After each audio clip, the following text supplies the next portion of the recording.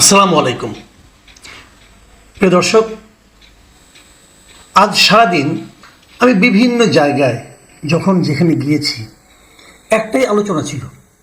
সেটা হলো যে গতকাল মানে 25শে ফেব্রুয়ারি সেনাপ্রধান জেনারেল ওয়াকারুজ্জামান যে বক্তৃতা দিয়েছেন রাওয়া ক্লাবে, সেই বক্তৃতা নিয়ে উনি কেন কি কথা বললেন, কেন এমন কথা বললেন, এ কথার কি ব্যাখ্যা হতে পারে, এই শব্দটার কি ব্যাখ্যা, ওনার এইভাবে বলার কি ব্যাখ্যা, ওনার বডি ল্যাঙ্গুয়েজের কি ব্যাখ্যা, এবং উনি এই সময়ে কেন বললেন, কাদের উপস্থিতিতে বললেন, এই সবগুলো বিষয় নিয়ে কিন্তু আলোচনা হয়েছে।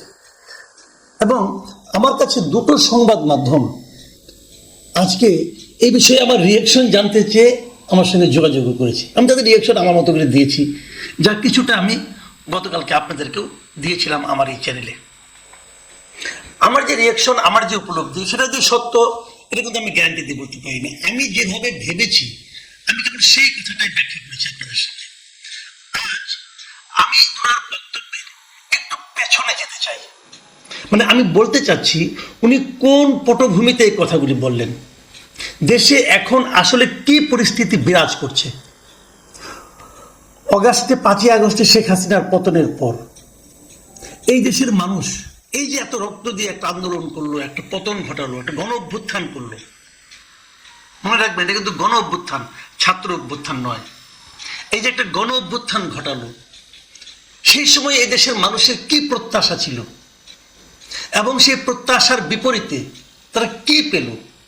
হাসিনার পতন ঘটালো সারা দেশের মানুষ, নতুন সরকারকে নিয়োগ করলো ছাত্ররা। মাথায় রাখবেন, তারা এসে কাদের প্রত্যাশা পূরণ করলো? সারা দেশের মানুষের প্রত্যাশা পূরণ করলো, নাকি ছাত্রদের নেতা হিসেবে নিজেদের জাহির করা ব্যক্তিদের প্রত্যাশা পূরণ করলো? এবং তারপর দেশে আইন শৃঙ্খলার কি পরিস্থিতি নেমে আসলো, দেশে মব কালচার কোথায় গিয়ে ঠেকলো, ত্যাগ কালচার কোথায় গিয়ে ঠেকলো, এই সবই কিন্তু আলোচনার বিষয়। মানুষকে নিরাপদ, কালকে দেখলাম শিক্ষা সফরে যাচ্ছে কয়েকটা বাসে করে, সেটা থামিয়েও ডাকাতি হয়েছে। যাত্রীবাহী কোচ, রাতের বেলা নাইট কোচগুলো হয়, সেগুলো এখন আর নিরাপদ বিবেচিত হচ্ছে না।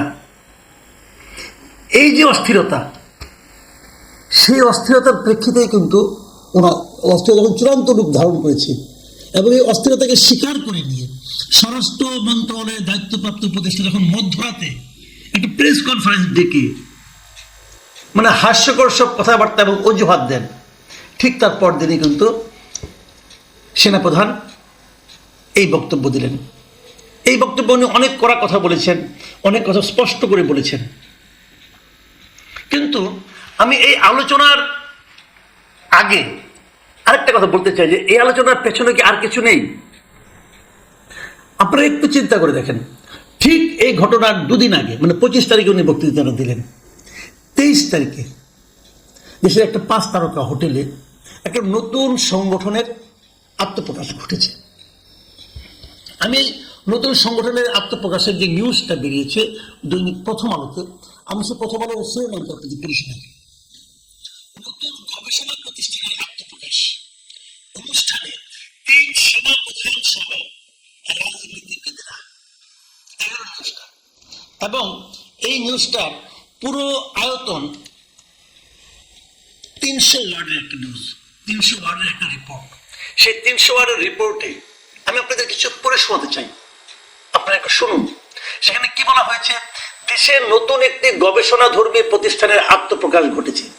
Foundation for strategic and development studies নামে নতুন এই প্রতিষ্ঠানটি রাষ্ট্রের সুশাসন, জাতীয় নিরাপত্তা, উন্নয়ন এবং পলিসি কর্মকৌশল নির্ধারণ প্রক্রিয়ায় থিঙ্ক ট্যাঙ্ক হিসাবে গবেষণা কাজ করবে বলে জানানো হয়েছে। প্রতিষ্ঠানটির চেয়ারম্যান মেজর জেনারেল অবসরপ্রাপ্ত ফজলে এলাহি আকবর। ফজলে এলাহি আকবর সম্পর্কে আপনাদের হয়তো কেউ কেউ জানেন, কেউ কেউ জানেন না। উনি খালেদা জিয়া যখন বিএনপি সরকার ছিল, খালেদা জিয়ার সঙ্গে উনি খুবই ঘনিষ্ঠ ছিলেন এবং বিএনপি লাইনের উনি সাবেক সেনা অফিসার, সে ওনাকে সবাই চিনে। তারপরে আর তেমন কিছু নাই, কিন্তু এখানে কি হয়েছে না হয় সেটা নাই। তারপর বলা হলো অনুষ্ঠানে কে কে ছিলেন। তার কাহিনী, এবং পুরো নিউজটার মধ্যে 85% স্পেস জুড়ে আছে কে কে ছিলেন। 85 হবে না, 90% জুড়ে হবে। 90% জুড়ে ছিল কে কে ছিলেন। এখানে আর কিছু হয়নি। আলোচনা কে হয়েছে কেউ বলে না, কারো কথা উল্লেখ নেই। আলোচনা কিন্তু করেছেন, সেনাপ্রধান নিজেও বক্তৃতা দিয়েছেন, সেই বক্তৃতাও কিন্তু এই রিপোর্টে আপনি পাবেন না। এখানে এখন দেখেন কে কে ছিলেন, আমি একটু আলোচনা আপনাদেরকে করি এই ব্যাপারটা নিয়ে। অনুষ্ঠানে উপস্থিত ছিলেন সেনাবাহিনী প্রধান ওয়াকরুজ্জামান, বিমান বাহিনী প্রধান এয়ার মার্শাল হাসান মাহমুদ খান, নৌবাহিনীর প্রধান অ্যাডমিরাল মোহাম্মদ নাজমুল আহসান এর উপস্থিত ছিলেন। এছাড়াও ছিলেন সাবেক সেনাপ্রধান জেনারেল আবু বিলাল মোহাম্মদ শফিউল হক, সাবেক সেনাপ্রধান জেনারেল এম নুরুদ্দিন খান এবং অবসরপ্রাপ্ত বেশ কিছু সেনা কর্মকর্তা এরা উপস্থিত ছিলেন, সেনাবাহিনীর লোকজন। আর কে ছিলেন? রাজনৈতিক ব্যক্তিত্ব হিসেবে ছিলেন বিএনপির মহাসচিব মির্জা ফখরুল ইসলাম আলমগীর, স্থায়ী কমিটির সদস্য আব্দুল মঈন খান, আমির হোসেন আহমদ চৌধুরী, মেজর অবসরপ্রাপ্ত Hafizuddin Ahmed, vice chairman air vice marshal Altaf Hossain Chowdhury, চেয়ারপারসনের উপদেষ্টা কাউন্সিলের সদস্য ইসমাইল হোসেন জাবিউল্লাহ, তারপরে খালেদা জিয়ার একান্ত সচিব ABM আব্দুল সাত্তার, বিএনপির কেন্দ্রীয় নেতা মাহাদি আমিন, শামা উবায়েদ, মওদুদ হোসেন, আলমগীর পাভেল, শাহিউল কবির খান, আরো অনেকে ছিলেন। এই কয়েকজন নাম আছে না। এছাড়াও ছিলেন অন্যান্য পলিটিশিয়ানদের মধ্যে নাগরিকত্বের ঐক্যের সভাপতি মাহমুদুর রহমান মান্না, জামায়াতে ইসলামের নায়েবে আমির সৈয়দ আবদুল্লাহ মোহাম্মদ তাহের, গণসংহতি আন্দোলনের জুনায়েদ সাকি, ন্যাশনাল ডেমোক্রেটিক মুভমেন্টের ববি হাজ্জাজ।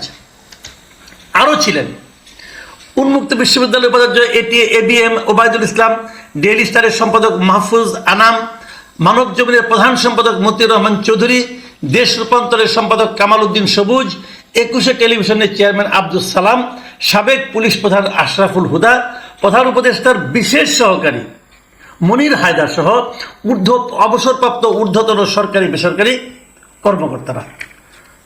তার সঙ্গে আবার কে ছিলেন? আরও ছিলেন ওখানে বক্তব্য দিয়েছেন কে কে? বক্তব্য দিয়েছেন major general M Abul Kalam, সেনাপ্রধান ওয়াকরুজ্জামান, অর্থনীতিবিদ অধ্যাপক মাহবুবুল্লাহ, রাষ্ট্রবিজ্ঞানী অধ্যাপক দিলারা চৌধুরী, আইনজ্ঞ অধ্যাপক বুরহানুদ্দিন খান এবং জাহাঙ্গীরনগর বিশ্ববিদ্যালয়ের উপাচার্য অধ্যাপক কামরুল আহসান। বলেন ছিলেন না কে? ছিলেন না কে? সরকারি বেসরকারি কে ছিলেন না? প্রশ্নটা হলো এই থিঙ্ক ট্যাঙ্ক কারা বানাচ্ছেন, কেন বানাচ্ছেন, এরা কি থিঙ্ক করতেছেন, এই ট্যাঙ্কের থেকে থিঙ্কিংয়ের কতটুকু কি বের হয়েছে যে এই থিঙ্কের আলোচনা বসার দুদিনের মধ্যেই ওয়াকরুজ্জামান এত কিছু বলছেন। এবং পরবর্তীতে দুদিনের মাথায় যেটা রাওয়া ক্লাবনী বলেছেন, ওখানেও কিন্তু এই মেজর জেনারেল নুরুদ্দিন এরা উপস্থিত ছিলেন। তো এখন সব মিলিয়ে কি দাঁড়ালো?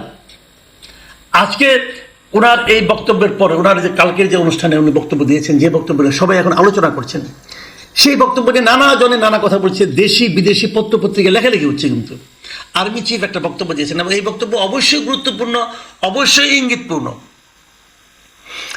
আমি নিজেও এই বক্তব্য নিয়ে কালকে আলোচনা করেছি এবং আমি পার্সোনালি বলেছি আমি কিন্তু এই বক্তব্যে আনহ্যাপি নই। কারণ আমি মনে করি যে কাউকেও না কাউকে বলা উচিত ছিল, কেউ না কেউ তো বলবে যে যা চলছে তা ঠিক হচ্ছে না, যা চলছে তা ঠিক হচ্ছে না, এই কথা কেউ না কেউ তো বলা উচিত।